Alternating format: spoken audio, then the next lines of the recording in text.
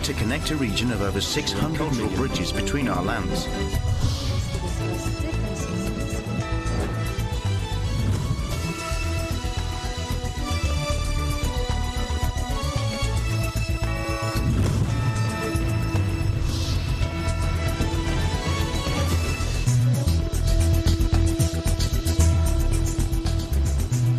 Good evening, I'm Alma Angeles, and you're watching ASEAN in Focus. On tonight's headlines. We're talking about humanitarian. The United Nations said a record $51.5 billion is needed to help 230 million of the world's most vulnerable people in nearly 70 countries next year. Rising inflation has caused a striking decline in real monthly wages in many countries, the International Labour Organization said in a report published on Wednesday, highlighting the urgent need for policies to prevent further poverty, inequality, and social unrest. Finance Secretary Benjamin Diokno said that the government is eyeing a 7% growth this year. And DOH Epidemiology Bureau Director said that RT-PCR testing has significantly declined since the first Omicron wave in January this year.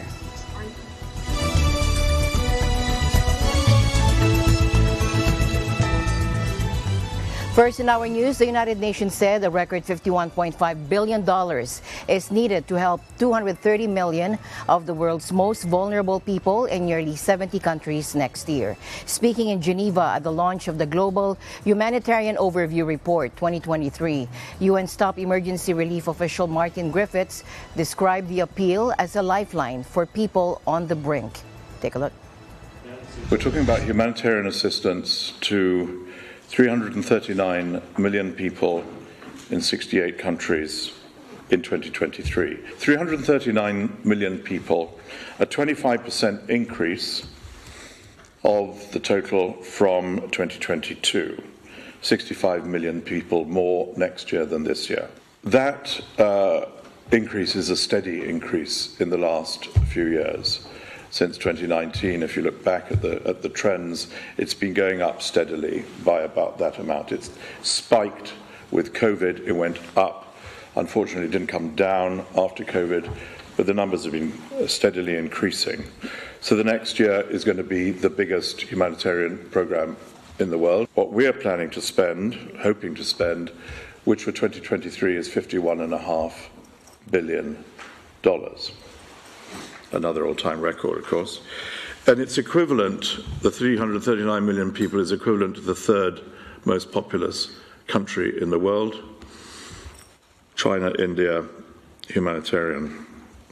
So it's a phenomenal number, and it's a depressing number. 222 million people, more figures for you, will face acute food insecurity in 53 countries by the end of this year. 5 countries already are experiencing what we call famine-like conditions, in which we can confidently and unhappily say that people are dying as a result, potentially children, as a result of displacement, food insecurity, lack of food, starvation. 45 million people in 37 countries now risk starvation. And the needs are going up because we've been smitten by the war in Ukraine, by COVID, by climate. And I fear that 2023 is going to be an acceleration of all those trends. And that's why we say in this report and generally that we hope 2023 will be a year of solidarity, just as 2022 has been a year of suffering.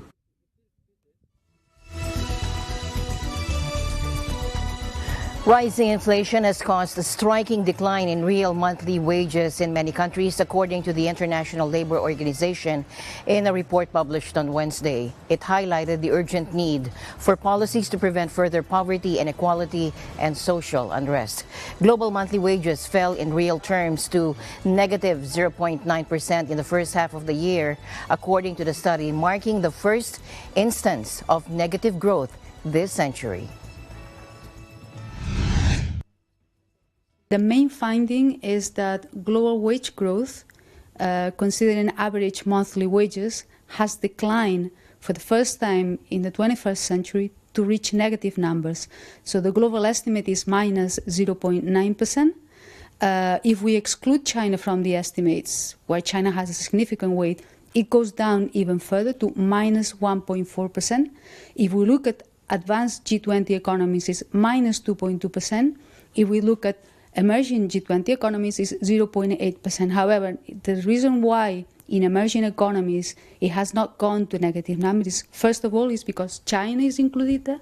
And the second thing is because they have suffered less erosion as a result of lower inflation rates, whereas in advanced G20 economies, the erosion of wages has been significant due to the high increase in the cost of living.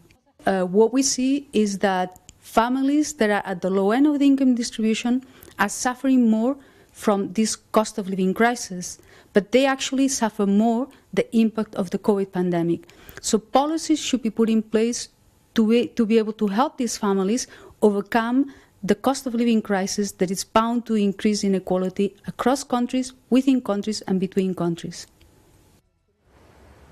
The ILO has underscored the urgent need for well-designed policy measures to help wage workers and their families maintain their purchasing power and living standards.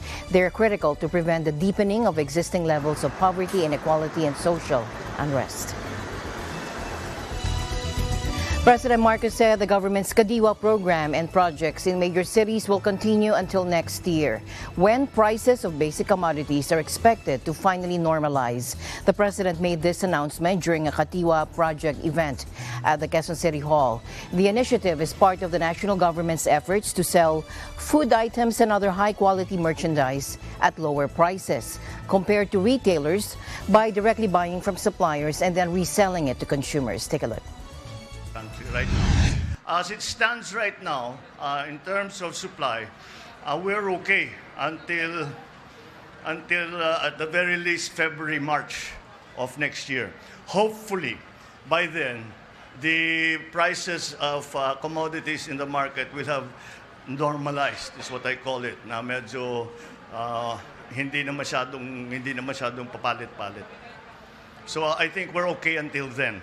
That's our best projection. President Marcos said once prices of basic goods in the market will drop to the same level being sold in Kadiwa, they might cease or stop holding the program in urban areas.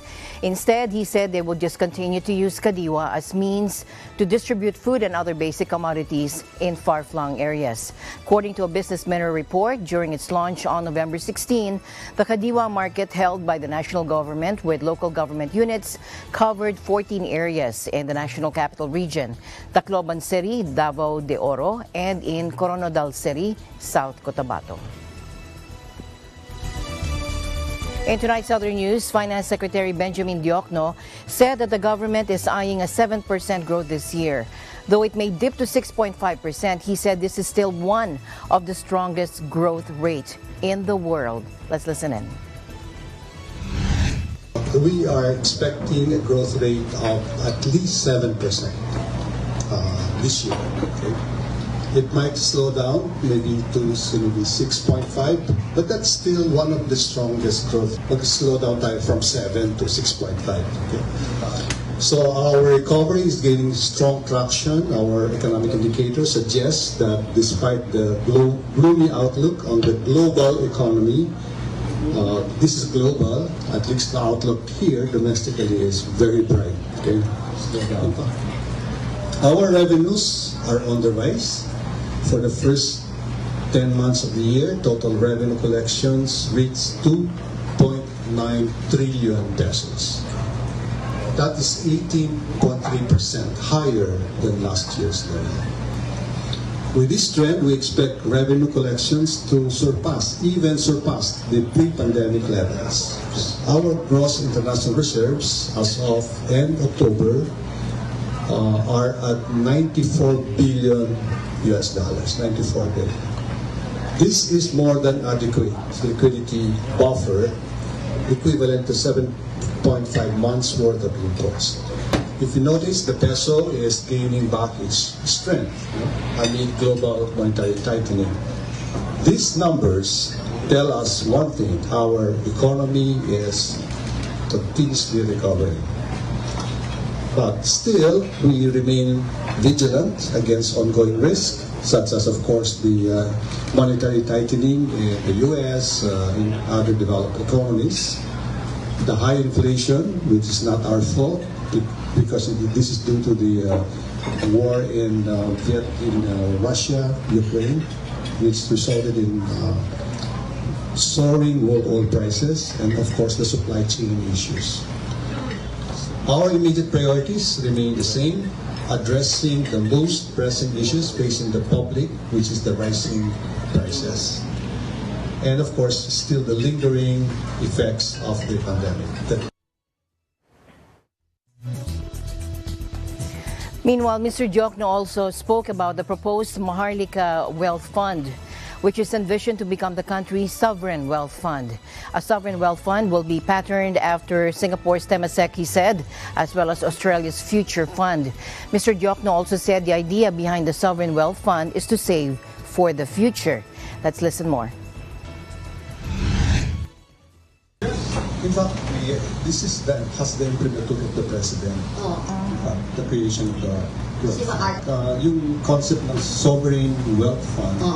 Nung nag-umpisa nung nasa BSP governor ako, they want to create a fund na will take care of future generations of Filipinos. Di ba kasi hindi tayo natutong magpipid di ba? We have to set aside for the future.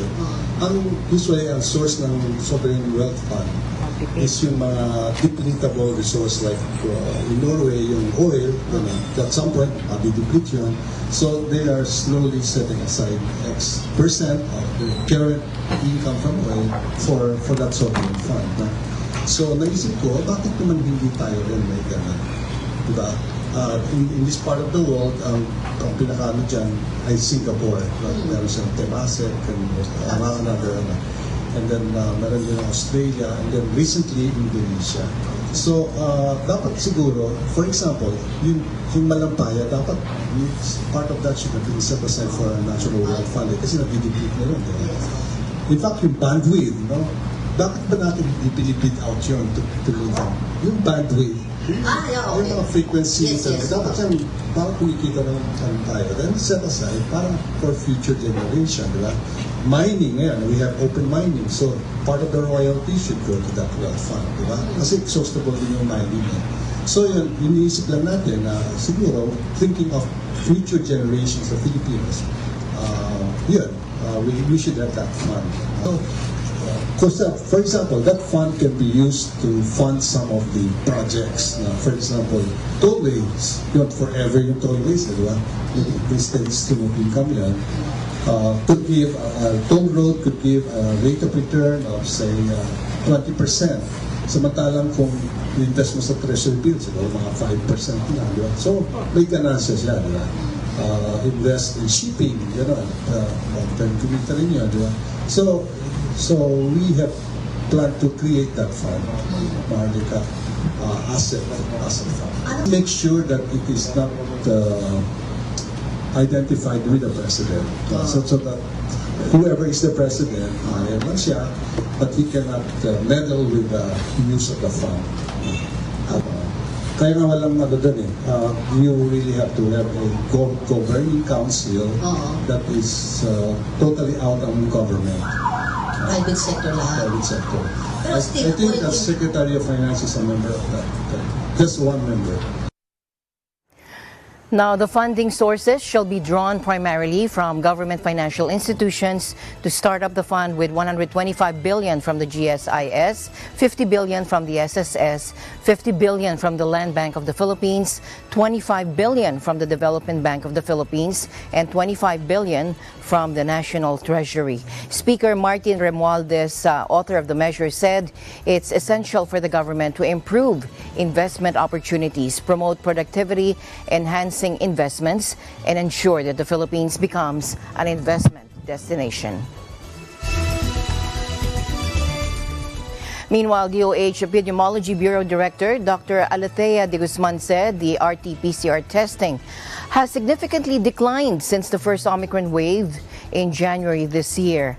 COVID-19 real-time RT-PCR diagnostic tests can provide information on whether or not a patient has been infected with COVID by detecting and measuring the virus's genetic material. Let's listen in. From a peak of more than 90,000 samples, tayo ngayon ay nakakakita na lamang ng 11,736 RT-PCR samples per day as of November 2022. So malaki talaga yung ibinaba na ng tinetest natin. Bakit? Una, nabanggit nga ni Dr. Wong, nagbago na rin yung testing protocols natin. So we're shifting from very PCR-centric to more of antigen testing. Ikalawa, nagkaroon tayo ng mas malawak na access to self-administered antigen test. So you can choose to test yourself rather than going to a laboratory to get an RT-PCR. And at the same time, yung ating habit din na kung ako ay naging symptomatic, kung ako ay nagkaroon ng flu-like symptom at mild lang naman, I may choose not to get tested, but rather, I'll just isolate, and inform whoever I had contact with to also observe themselves. So itong mga pagbabago in our testing protocols and behaviors that affects, number one, there's lower number of samples being tested, and number two, we'll likely get more positive individuals kasi yung mga mas severe form, or yung mga symptomatic ang mas likely nagpapatest ngayon, and as such, mas likely nagiging positive sila. Next slide, please. So just to further, next slide, please. So just to further illustrate the point na posibleng magkaroon tayo ng parehong positivity rate, but hindi ibig sabihin na mas madami ang positive individuals. So in this graph, we're showing that in the period of June 20 to 26 of 2021, our positivity rate was 11.7%, comparable to the positivity rate for the week of November 21 to 27, 2022, which is at 11.8%. So almost exactly the same positivity rate. But if you look at the number of positive individuals, ngayong November 21 to 27, we only had 9,700 positive cases. But if you look at the same number from 2021, we're talking about 43,449 positive individuals. So exactly the same rate, but we have less number of cases now compared to that time. So ano ba yung value ng positivity rate sa atin? It will not tell you how large the number of cases are. It will just tell you ano yung trend. Ibig sabihin, kapag lumalaki ang positivity rate, dumadami ang kaso na nakikita ngayong linggo or ngayong araw na to in comparison to the previous time period. So it's showing us that there's growth in our cases. So, now, Dr. Alethea also stressed that using masks and proper ventilation are still the best ways to prevent COVID. Active surveillance of new variants and new case profiles should also be maintained. In other news, since fleeing a military crackdown in Myanmar 5 years ago, life in the overcrowded refugee settlements in Bangladesh has prompted Rohingya families to limit the size of their households and embrace contraception. Now, that decision would have been unthinkable a few years ago due to cultural norms among the persecuted and largely Muslim minority, but not now. Let's listen in. June মাসের ডাটাটা যদি আমি বলতে পারি যে আমাদের total eligible কাপল আমরা registration করেছি 1,08,754, তার মধ্যে গ্রহণকারী হচ্ছে 70,635। এটা গ্রহণকারীর হার যদি আমরা দেখি তাহলে 64.95%।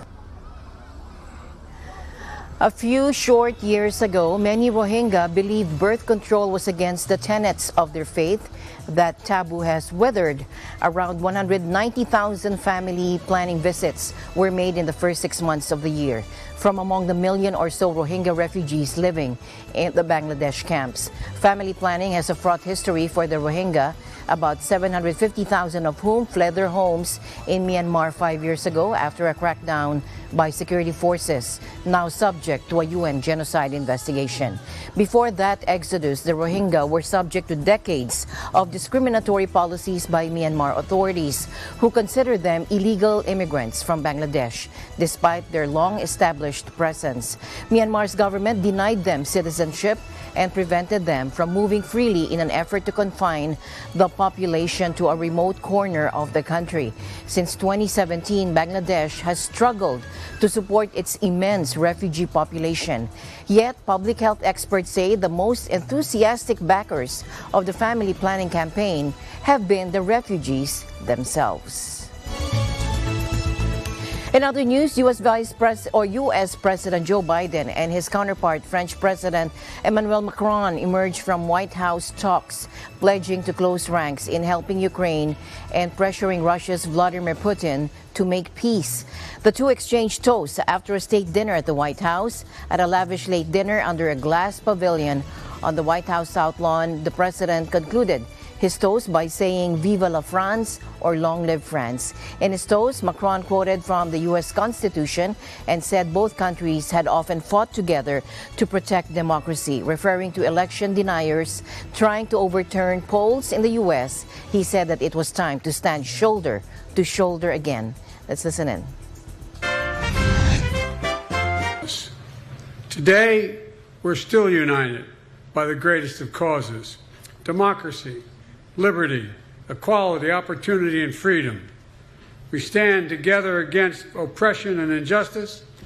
We stick up for one another and our democratic values to which Washington and Lafayette dedicated their lives. And we still strive to build a world that's worthy of our highest hopes and of our future, knowing that we can always count on one another as allies and friends. We come from the same values. I stole during this long role to Judge Breyer's this Constitution of the United States. We the people, we the people.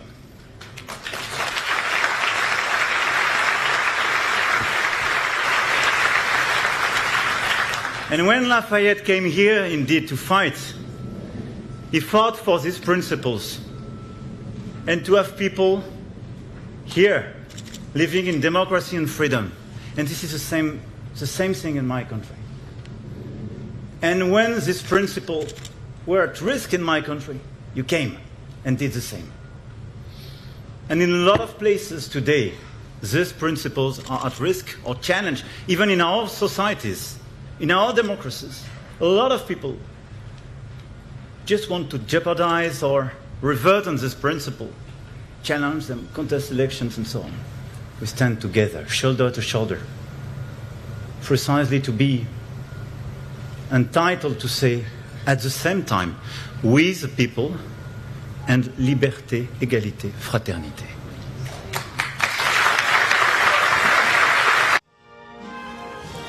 The state visit, the first such formal occasion since President Biden took office in January 2021, symbolized how Washington and Paris have buried last year's bitter spat over the way Australia pulled out of a French submarine deal in favor of acquiring U.S. nuclear subs instead.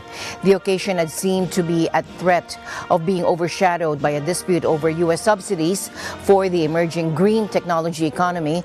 However, both leaders signaled they had managed at least to diffuse the row following 1 hour and 45 minutes of talks in the Oval Office in the morning. The issue revolves around Biden's signature policy, the Inflation Reduction Act, or ERA, which is set to pour billions of dollars into environmentally friendly industries with strong backing for U.S.-based manufacturers. European Union governments have been crying foul, threatening to launch a trade war by subsidizing their own green economy sector. Biden stressed that there would be tweaks so that European companies were not unfairly treated. My dear friend. In other news, the United States, Japan, and South Korea have imposed fresh sanctions on North Korean individuals and entities in response to Pyongyang's recent slew of missile tests. Washington's action, announced Thursday, blocks any assets of 3 North Korean officials in the U.S., a largely symbolic step against an isolated country that has defied international pressure over its weapons programs. The U.S. Treasury Department also threatened sanctions against anyone who conducts transactions with John Il-ho, Eugene, and Kim Soo-hil, who were identified as directly involved in weapons development. The recent North Korean missile launches, including the test of an intercontinental ballistic missile with a range to hit the U.S. mainland, pose grave security risks to the region and the entire world, according to Secretary of State Antony Blinken in a statement. He also said the sanctions underscore their sustained resolve to promote accountability in response to Pyongyang's pace, scale, and scope of ballistic missile launches. A self-portrait by expressionist artist Max Beckmann smashed the record price for a painting sold at auction in Germany when it was put before buyers in Berlin. Take a look. As the hammer came down, the highest bid for Beckmann's self-portrait Yellow Pink stood at 20 million euros or 21 million US dollars. Beckmann's work, which features the artist during his Dutch exile from Nazi Germany, is widely considered a masterpiece. The sum was the highest price that has ever been offered for a painting, according to auctioneer Marcus Cross, telling the room to applause. Including fees, the price of the self-portrait will come to 23.2 million euros, according to the auction house Grisbach. Beckmann, from 1884 to 1950, enjoyed massive acclaim in Germany during his lifetime, with top dealers placing his work with private collectors and major institutions. And that was until the Nazi regime labeled his daring, politically charged art degenerate and removed his paintings from German museums in 1937. Professionally thwarted and increasingly under threat, Beckmann left for Amsterdam, where he lived in self-exile for a decade before moving to the U.S. Beckmann will ultimately die in New York at the age of 66 of a heart attack on a sidewalk on his way to the Metropolitan Museum of Art. Paintings by Beckmann, now considered one of the most important artists of the 20th century, have exploded in value in recent decades. As my usual habit, I'd like to end the week on a positive note. Let's encourage and build each other up so that no one is left behind. I'm Alma Angeles, reminding you to stay in the news because we live in extraordinary times. Good night.